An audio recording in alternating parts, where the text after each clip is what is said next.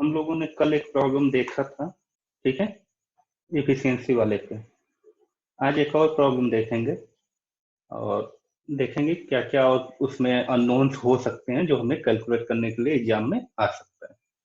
ठीक है, तो हमारा अगला जो प्रॉब्लम है वो ये है कि a boiler shell is to be made of 15 mm thick plate having a limited tensile stress of 120 newton per millimetre square. ठीक है, देखिए क्या क्या दे दिया यहाँ पे। 15 mm का थिक प्लेट है यानी कि टी दे दिया है हमें।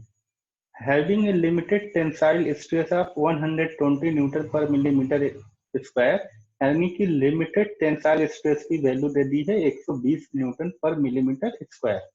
अब कह रहा है if the efficiencies of longitudinal and circumferential joints are 70% and 30% respectively। ठीक है, 70% and 30% respectively determine। अब कह रहा है कि इफिशियंसी जो है हमारी लॉन्गिट्यूडनल वाली वो 70% है और सर्कमफ्रेंशियल ज्वाइंट की 30% है। ठीक, अब कह रहा है डिटरमाइन कीजिए क्या। पहला क्वेश्चन है the maximum permissible diameter of the shell for an internal pressure of 2 newton per millimetre square. पहला क्वेश्चन कह रहा है कि मैक्सिमम परमिसिबल डायमीटर बताइए सेल का, ठीक है, जिसका इंटरनल प्रेशर जब है 2 न्यूटन पर मिलीमीटर स्क्वायर, यानी कि 2 न्यूटन पर मिलीमीटर स्क्वायर के इंटरनल प्रेशर पे हमारा मैक्सिमम डायमीटर कितना होगा ये हमें निकालना है अपने पहले पार्ट में। दो क्वेश्चन इसमें दिए हुए हैं। दूसरे पार्ट में कह रहा है कि permissible intensity of internal pressure when the shell diameter is 1.5 metre. बिल्कुल अपोजिट किया है, कहा है कि डायमीटर अब की बार दिया हुआ है 1.5 मीटर और हमसे कह रहा है कि permissible intensity of internal pressure बताइए। इंटरनल प्रेशर निकालने के लिए इस वाले पार्ट में कहा है, कब, जब डायमीटर हमारा 1.5 मीटर दिया है। ठीक है, अब कह रहा है इसमें कि देखिए ध्यान से, टी दिया हुआ था यहाँ पे, टेंसाइल स्ट्रेस दिया हुआ है 120 न्यूटन पर मिलीमीटर स्क्वायर। ठीक है, इफिशियंसी लॉन्गिट्यूडनल दिया हुआ 70% और सर्कमफ्रेंशियल जॉइंट का इफिशियंसी दिया 30%। ठीक, पहला क्वेश्चन हम लेके चलेंगे अगर पहला पार्ट, तो देखिए क्या क्या दिया हुआ हमने सॉल्यूशन में अपना लिख लिया। Given that thickness of boiler shell t equal to 15 mm, limiting tensile stress equal to 120 newton per millimetre square. ठीक है, अब देखिए लिमिटिंग टेंसाइल स्ट्रेस का मतलब ये है कि वो या तो सर्कमफ्रेंशियल स्ट्रेस भी हो सकता है और लॉन्गिट्यूडनल स्ट्रेस भी हो सकता है, इसलिए मैंने एक छोटा सा नोट नीचे लिख दिया हुआ है यहाँ पे, इट मे बी सिग्मा 1 और सिग्मा 2। अब हम आगे चलने करें एफिशिएंसी ऑफ लॉन्गिट्यूडनल जॉइंट। ठीक है, इटा एल 70% दिया हुआ तो ये 70% का हमने 0.70 कर लिया और सर्कमफ्रेंशियल जॉइंट का जो इफिशियंसी था हमारा, ठीक है, वो हमारा 30% दिया हुआ था तो हमने क्या कर लिया इसको 0.30। ठीक, 30/100 करते हैं परसेंट हटाने के लिए। अब देखिए पहला क्वेश्चन क्या था हमारा। पहला क्वेश्चन हमारा कह रहा था कि क्या क्या गिवन है देखते रहिए। पहला क्वेश्चन हमारा कह रहा था कि मैक्सिमम परमिसिबल डायमीटर निकालिए इंटरनल प्रेशर जब हमारा 2 न्यूटन पर मिलीमीटर स्क्वायर, उस समय हमारा मैक्सिमम परमिसिबल डायमीटर क्या होगा। ठीक है, कंडीशन हमारी दी हुई थी कि लिमिटिंग टेंसाइल स्ट्रेस जो है हमारा वो 120 न्यूटन पर मिलीमीटर स्क्वायर है। ठीक है, यानी कि या तो सर्कमफ्रेंशियल स्ट्रेस को हम इतना रख सकते हैं या लॉन्गिट्यूडनल स्ट्रेस को रख सकते हैं। ठीक, तो पहले पार्ट में हमारा क्या है, पहले क्वेश्चन में हमारा क्या है कि हम अपना सिंपल कैलकुलेशन अब करेंगे।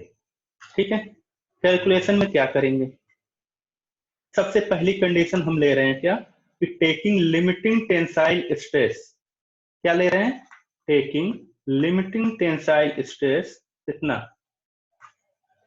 सर्कमफ्रेंशियल स्ट्रेस के इक्वल। ठीक है, पहली बार सर्कमफ्रेंशियल स्ट्रेस ले रहे हैं। ठीक, हम कह रहे हैं जो ये लिमिटिंग टेंसाइल स्ट्रेस दिया था हम मान रहे हैं कि सर्कमफ्रेंशियल स्ट्रेस के लिए इक्वल है, तो यानी कि हमारा सिग्मा 1 कितना आ गया 120 न्यूटन पर मिलीमीटर स्क्वायर। ठीक है, क्योंकि हमने लिमिटिंग के लिए इक्वल मान लिया। हमने पहले ही कहा था कि या तो हम सर्कमफेरेंशियल भी लेंगे और लॉन्गिट्यूडनल स्ट्रेस के इक्वल लेंगे। तो हमें पता है कि we know that sigma 1 equal to क्या होता है, PD upon 2 efficiency of longitudinal joint multiplied by t. ठीक है, ये ध्यान रखिएगा कि सर्कमफ्रेंशियल वाले में लॉन्गिट्यूडनल आता है और लॉन्गिट्यूडनल वाले स्ट्रेस में सर्कमफ्रेंशियल ज्वाइंट आता है। ठीक है, अपोजिट नेक होता है। तो सिग्मा 1 की वैल्यू हमने 120 न्यूटन पर मिलीमीटर स्क्वायर ले लिया था। पी की वैल्यू हमारी 2 दिया हुआ है ना, दो ही पे तो कहा निकालने के लिए कि डी बताइए हमें। देखिए ये 2 न्यूटन पर मिलीमीटर स्क्वायर पे ही उसने कहा है कि डी बताइए हमें। ठीक, डी हमें यहाँ पे निकालना है और 2 जो है 2 multiplied by efficiency L, longitudinal efficiency 0.7 हमारा आया था और ये टी हमारा 15 mm था।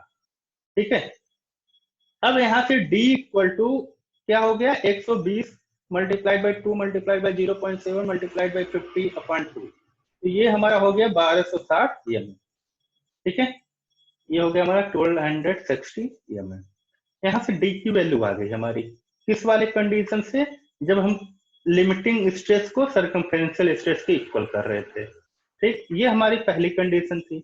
अब हम कह रहे हैं कि हमारा लिमिटिंग टेंसाइल स्ट्रेस जो है वो लॉन्गिट्यूडनल स्ट्रेस के इक्वल है। ठीक है, हम कह रहे हैं कि लिमिटिंग टेंसाइल स्ट्रेस जो है लॉन्गिट्यूडनल स्ट्रेस के इक्वल है, यानी कि सिग्मा 2 की अब वैल्यू हो गई हमारी 120 न्यूटन पर मिलीमीटर स्क्वायर, या sigma 2 equal to 120 newton per millimetre square.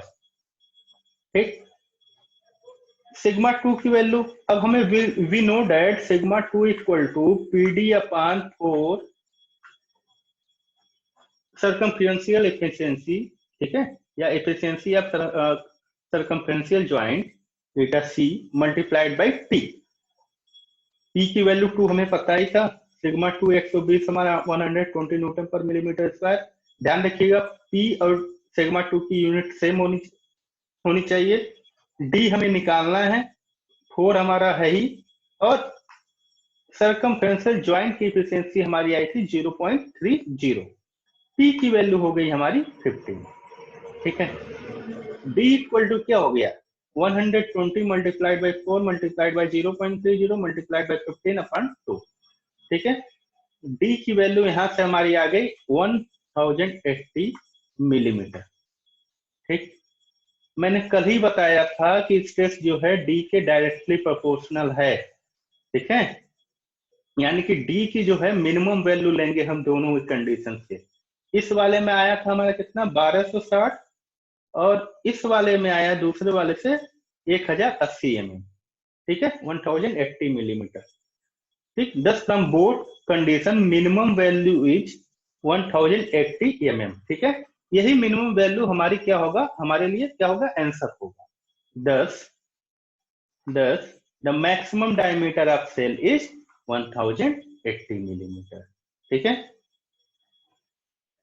मैंने कल भी कहा था, आज भी कह रहा हूं कि आपके दिमाग में ये आएगा कि 1260 क्यों नहीं ले रहे हैं। तो मैंने कल बताया था, कल वाला लेक्चर देख लीजिएगा एक बार, यहाँ पे फिर से बता दे रहा हूँ कि अगर हम 1260 ले लिए, ठीक है ना, तो यहाँ वाले जब दूसरे वाली कंडीशन में हम वैल्यू डी की 1260 रखेंगे यहाँ पे, और सिग्मा 2 की वैल्यू जब हम कैलकुलेट करेंगे तो वो 120 से ज्यादा आ जाए, करके देखिएगा। ठीक है, जबकि हमारी कंडीशन क्या रही कि लिमिटिंग वैल्यू जो है हमारी परमिसिबल स्ट्रेस की वो 120 न्यूटन पर मिलीमीटर स्क्वायर, उससे ज्यादा नहीं हो सकता। ठीक है, इसलिए हम यहाँ पे मिनिमम वाला लेते हैं। ठीक, अब देखिए ये तो था हमारा पहले क्वेश्चन का आंसर, यानी कि डी की वैल्यू जो है मैक्सिमम डायमीटर जो है वो 1080 मिलीमीटर आ गई। इसी क्वेश्चन में हमारा दूसरे पार्ट में पूछा है कि permissible intensity of internal pressure, यानी कि पी की वैल्यू पूछ रहा है when shell diameter is 1.5 metre. कह रहा है कि जब डायमीटर दिया हुआ है हमारा 1.5 मीटर, तो हमारा क्या बताइए, पी की वैल्यू बताइए। ठीक है, परमिसिबल इंटेंसिटी की वैल्यू बताइए। देखिए permissible intensity of internal pressure when the shell diameter is 1.5 metre क्या होगा। ठीक, तो हमें पता है कि स्मॉल डी इक्वल टू यानी कि डायमीटर इक्वल टू 1.5 मीटर हमारे क्वेश्चन में दिया हुआ है, जिसपे हमें चाहिए इंटरनल प्रेशर की वैल्यू। ठीक, तो इसको हमने मिलीमीटर में चेंज कर लिया, 1500 मिलीमीटर कर लिया। ठीक है, अब हम क्या कर रहे हैं कि पहला कंडीशन ले रहे हैं, इसमें भी दोनों कंडीशन हमें करने, हर क्वेश्चन में करने पड़ेंगे। ठीक है, हम पहला कंडीशन ले रहे हैं कि taking limiting tensile stress equal to circumferential stress यानी कि सिग्मा 1। ठीक है, सिग्मा 1 की वैल्यू यहाँ से क्या हो गई, 120 न्यूटन पर मिलीमीटर स्क्वायर, क्योंकि हमारी दी हुई है क्वेश्चन में कंडीशन लिमिटिंग टेंसाइल स्ट्रेस हमारी 120 न्यूटन पर मिलीमीटर स्क्वायर होगा। अब हम कह रहे हैं एज वी नो डेट, हमें फार्मूला पता है क्या, sigma 1 equal to p d upon 2 multiplied by efficiency of longitudinal joint multiplied by thickness.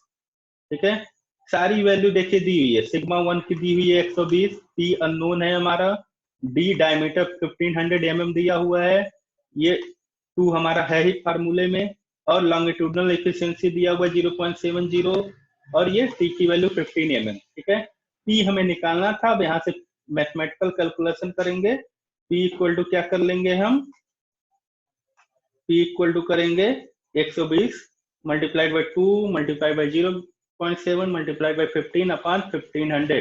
P की वैल्यू यहां से आ रही है हमारी 1.68 Newton per millimetre square.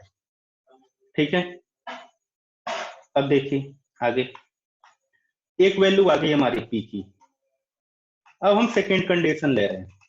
Second condition हमारी क्या कह रही है, सेकेंड कंडीशन कह रही है कि अब लिमिटिंग टेंसाइल स्ट्रेस को हम करेंगे लॉन्गिट्यूडनल स्ट्रेस के इक्वल, यानी कि सिग्मा 2 के इक्वल, जो कि वैल्यू हमारी थी 120 न्यूटन पर मिलीमीटर स्क्वायर। अब हमें पता है we know that sigma 2 equal to p d upon 4 efficiency of circumferential joint multiplied by t. ठीक है, सारी वैल्यू हमें पता है, सिग्मा 2 की वैल्यू पता है, डी की भी वैल्यू पता है हमें, 4 हमारा ऑलरेडी है ही, और सर्कमफ्रेंशियल जॉइंट की इफिशियंसी हमें 0.30 हमें पता है, हमने निकाल लिया था पहले ही, और टी भी हमें पता है एमएम में। ठीक, फर्दर कैलकुलेशन किया हमने, क्या आ गया हमारा, E equal to 120 multiplied by 4 multiplied by 0.30 multiplied by 15 upon 1500। तो P इक्वल टू हमारा क्या आ गया, 1.44 न्यूटन पर मिलीमीटर स्क्वायर। ठीक है, hence from both condition minimum value is 1.44 newton per millimetre square. P की वैल्यू कौन सी होगी, दोनों कंडीशन से जो मिनिमम वैल्यू हमारी आएगी वही हमारी पी की वैल्यू होगी। ठीक है, पी की वैल्यू आ रही है दोनों ही कंडीशन से, एक से आ रही है हमारी 1.44 और एक से आ रही है हमारी, कितनी आ रही थी पहले वाले से, 1.68। ठीक है, तो 1.44 वाला हमारा जो है वो फाइनल आंसर हो जाएगा, दोनों से ही जो मिनिमम वैल्यू आएगी वही हमारी वैल्यू जो है रहेगी आंसर में। ठीक, यानी कि 10 maximum permissible internal pressure is equal to 1.44 newton per millimetre square. ठीक है, ये हमारा न्यूमेरिकल यहाँ पे कंप्लीट हुआ। न्यूमेरिकल में हमारे दो पार्ट पूछे थे।